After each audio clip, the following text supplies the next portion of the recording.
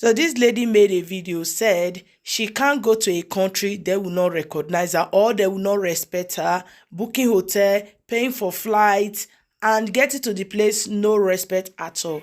And there was a lot of stitchy in this video and saying different things, different opinion, but let's dive into it together. One thing I personally refuse to do as a Black woman or as a Black person is go to countries that I'm not wanted. I don't need to explore the most racist parts of Italy. For what? Pictures of a building? You must be crazy. Like, there's so many beautiful countries around the world that are so welcoming to Black people, where there's little to no xenophobia or racism. Take me to those places. Let me go shake my ass on a yacht there. Like, if that makes me a nuisance to travel with, so be it. Because I refuse to pay good money, pay for a hotel, pay for a plane ticket, pay for the experiences that are there, just to go and experience racism. Are you very stupid or something? And the thing that really kills me, wait. The thing that kills me is when people will say that, oh, you shouldn't let fear hold you back. You should go and take up space in these places, shed light in these dark areas. No, I refuse to be a pioneer, lose my life for a picture of the Colosseum. Are you crazy or something? I need to explore the most racist parts of Italy. For what? Traveling while Black is so hard because anti-Blackness is hella global. I was once ignored for so long at a restaurant in Spain that the white people I was talking to next to me went out of their way to actually get a server's attention so they could finally serve me. I was at a hostel in England and these girls kept trying to push me to tell them what tribe in Africa I was from, even though I kept trying to explain to them how the diaspora works and that I was actually from the Caribbean. I went to visit some ancient ruins in Mexico and people were going out of their way to take photos of me as if there weren't like 3,000-year-old pyramids behind me. I was lost one time on a bus in Italy and I had to ask a literal child for directions because all of the adults were ignoring me. Oh, also in Spain, people would avoid sitting next to me on the train. When I finished my master's degree that I did in Australia back in the day, 2016, my friends and I decided that we were going to take a celebration trip to Bali. Jetstar had just launched like some super cheap flights directly from Townsville or Cairns or one of them to Bali, and we were like, okay, let's buy these. And I bought my ticket months in advance. I Googled, I checked about, visa admissions and things like that.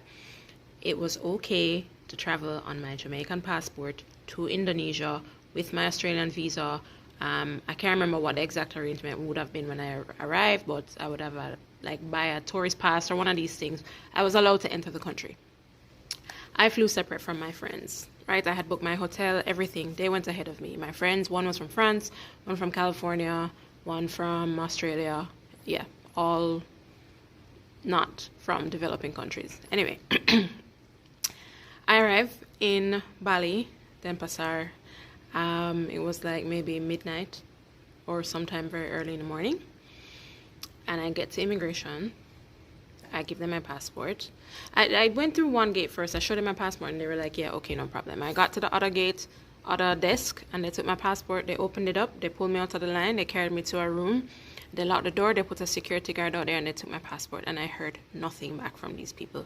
They never spoke to me the whole time. I was in this room for about 24 hours. Guard posted out the door. I was not allowed to leave. They allowed me one time to go and have a shower in the airport. So the security guard escorted me to the bathroom and stood outside of the door while I showered. They escorted me to the food court. All of this time, asking questions, no response. I have no idea where my passport is. No one has told me why I'm being held. I actually had to text my family back in Jamaica and in New Jersey to say this is what is happening, because I didn't know if I was going to end up on an episode of Locked Up Abroad or something. I didn't have any drugs on me. I didn't have any weird stamps in my passport. I didn't have any of those things. I had years left on my passport, years left on my visa, years left on my US visa, years left on my Australian visa. Anyway, at the end of the time, they whatever period that I was there for, the guards came, took my bags, took me, escorted me onto this plane all the way to my seat, like I was some kind of high security prisoner, onto the plane, and then they sent me back to Australia. Still have no idea what happened, and guess who will never be traveling to Bali, Indonesia again. I've been to the Philippines, I've been to all other places, no issues. Don't know what happened in Bali. Exact conversation happened when I was traveling in a small town in Italy. I'm with a group of about 30 people on this big Euro trip. This was like in 2015 at this point. And We're in the small Italian town and everyone's staring at me. And the people that I was with, mind you, I'm the only Black person. So the people that I'm with pointed it out and they're like, everyone's staring at you. And I'm like, yeah, it's because I'm Black. Mind you, I've traveled a lot, so I understand how this goes. At that point, I had been to India. I had been to just many places where I was the only person, the only Black person. And so it's like, yeah, it's because I'm Black. It's everyone else around me is like, let's say a mix of white, Hispanic, basically non-Black. And one of the girls goes, well, no, it's not just because you're Black. It's because you're beautiful. And, I didn't say anything, but this TikTok sums it up. It's actually exhausting to go places and not know the reason why. That's the thing. It's like, it could be because I'm beautiful, which I don't think so, because there's a lot of other beautiful people in this group. But it also could be because like they've never seen, or they don't see people that look like me that much. It could be out of disgust. It could be curiosity. It could be so many things. But that's the thing, is that you never know as a Black person traveling. You never know if it is out of contempt or, people might not want you there. You never know. And that is exhausting. That's the exhausting part. And especially when it's so obvious and these people don't try to hide it. And they have a straight face, or they do kind of have a look of disgust on their face. It's different, of course, if someone is curious and they're friendly and they're, approaching you and they're like, oh, hi, or, what are you doing here? Or it's genuine curiosity. It's different than when they have a blank face, or like I said, kind of like a look and they're just staring. And it's not just one person or two people or three people. It's everyone you see on every street, or almost everywhere you go. Could be because I'm beautiful, but it could be so many other things. And that is what happens when anti-Blackness is universal. Never again in my life. Back in 2016, when I was still a student, I happened to be in Asia, and two of my closest friends were in school in Malaysia. So I hadn't seen them in like 5-6 years. So I was like, you know what, let me go and visit them. Popsy warned me. He said, stay one place. Don't go anywhere. Did I listen? No. I carried my hard-earned money as a student working. You know what the kind of small money you make as a student? I used my 1.5 year savings. I went to Malaysia. I get to Kuala Lumpur, no problems. Me and my friends were having the best time of our lives for 3-4 days. So we decided, let's go island hopping in Sabah, which is also in Malaysia, by the way. So we clamp another aeroplane and go to Sabah. Mind you, my two friends are Ugandan and Indian, so one of them is Black. We get to Sabah. By the way, in the plane, people were staring at us, like the Black people. They had never seen Black people in their lives. That should have been our first clue. Anyway, we get to Sabah.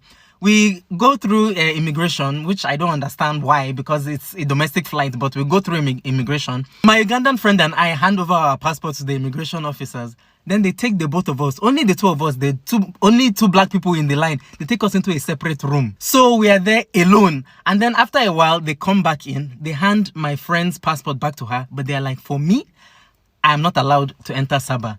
And I'm like, I'm sorry, I don't understand why. He said, and I quote, we do not allow your kind here. I was like, okay, I don't want any problems. I'll go back to Kuala Lumpur. No big deal. They now asked me to come and pay for my own deportation. I was like, you guys, you are not serious. I'm a student. We bought these tickets 8 months ago. They were dirt cheap.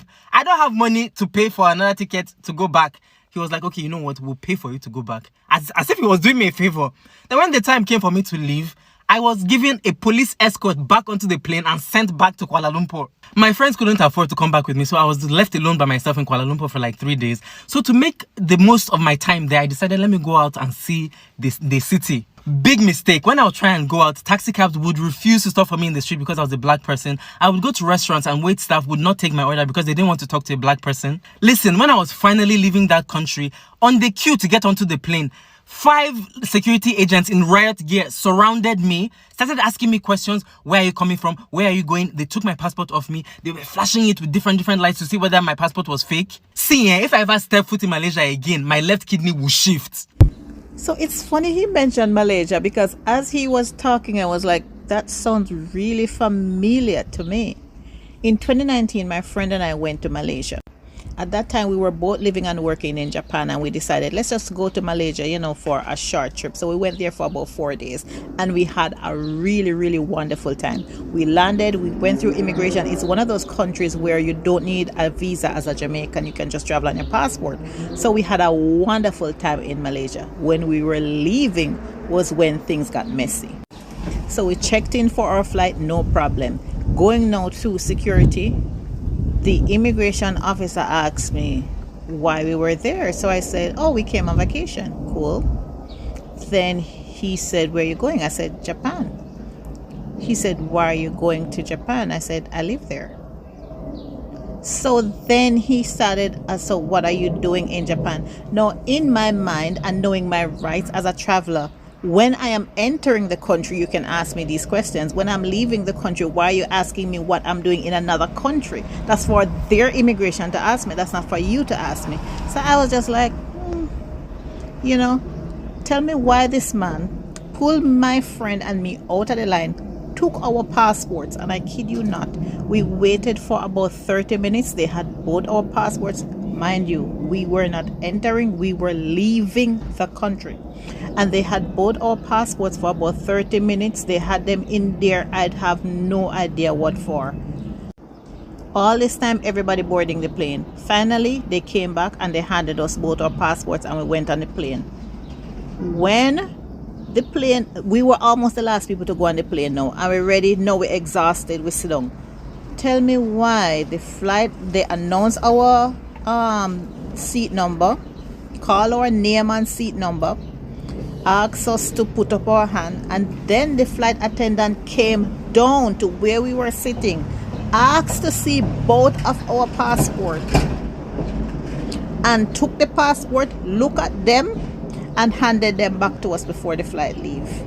Again, we were leaving the country. This did not happen. When we landed, everything was fine. We never have no problem. It was an awesome vacation. We never have no interaction, no altercation, no mix up, nothing with anybody. We had a wonderful time. But when we were leaving, this was our experience with immigration when we were leaving. And as I hear this young man tell his story, I am really wondering now, what was all of that for? What was all of that for, and why were we singled out on the entire flight? So, what is it like to travel to Germany as a black person? Just travel. Wow. I'm just going to share my 2 pence on this, because some of you may or may not know that I'm the biggest advocate for checking if a place is safe before I go. I literally had a video go viral about this topic, right? I love Brini. I respect Brini. This is no hate to her. What about those of us who aren't gorgeous, stunning, drop dead gorgeous, stop on the street, beautiful? Do you know what I mean? People aren't always staring at us because we're beautiful. Like, I saw a video of a woman saying that she went to all of these places and she got stopped and people were following her because they wanted to take a picture with her. And I'm like, oh my gosh, brilliant. That sounds so fun. Then I look at the comment section and there's somebody who was like, yeah, I went to this same place. I'm not conventionally attractive like you are, babe. And I was hate crimed. We have to take these things into account. Do your due diligence first, please. Please, please, please, please. Not everybody's experience will be your experience, but you have a responsibility for your safety as well. Doesn't mean I'm not going to go to the place. It just means I'm going to be extra cautious and I'm going to know which areas to avoid. I want to talk about the caste system of traveling while black, and please watch this sister's video for context. And as an international traveler, what I found is that I get a lot of attitude until I hand over that blue U.S. passport or someone hears me speak. And even in rules, as a U.S. passport holder, I can go to 169 countries with no visa or visa on arrival, and Nigerians can only do 53. And even when I was in Malaysia, people would ask me, are you Nigerian? There are a lot of Nigerians there. And I would say, no, I'm American. And they would say, hey, come sit with us. But I've talked to Nigerians and they can't get apartments and people treat them with total ire there. But I find it particularly troubling in Europe, where so much of current European wealth is based on historic and current exploitation of Black people and resources. I mean, you can't even make a cell phone without the Congo, and look at the shape they're in. Okay, guys, I'm about to say something that I know I'm not supposed to say, but I've been wishing somebody would say it for quite a while. Ever since I bought my 2 homes in Italy, one of the questions I get all the time is, what is it like being Black in Italy? And honestly, I've seen so many videos about where they didn't feel safe traveling as a solo Black woman. And I think videos are like, this is why people, American Black women, think to ask me this. And I'm like, you know, there's a difference between being a Black American and being a Black African, right? Like, we're both Black, but the way different places perceive you is different because they're not looking at your race necessarily. They're looking at your culture. And culturally, I'm not saying it's right or wrong, but culturally, being a Black American, you're held in one position, and being an African, you're held somewhere else. I have had situations where people did not hear me speak, and I was out somewhere in the store, and they looked at me, and I looked up, and I said, whether I'm in France and I say bonjour, or I'm in Italy and I say buongiorno, and they're like, you're American, and I'm like, yeah, and things shift. I'm not saying it's right, but it's true. And so when you ask me what it's like being Black, you're asking the wrong question. The question is, what is it like being a Black American? And being a Black American is fine, it's lovely. But if you're African, I don't know. I'm not African. I can't tell you. My culture is American. But what I can say is I keep seeing comments on videos from Black Americans on people who are not Black Americans videos saying, oh, you had that experience, so I'm not going to go to that country. But their experience isn't your experience, nor will it be your experience. Because as much as we want to say, yes, we are all Black, we are not all viewed the same around the world because culturally we are different. I might get a little heat for that, but hey, it's true. And it's been my experience having traveled all around the world. You are seeing completely different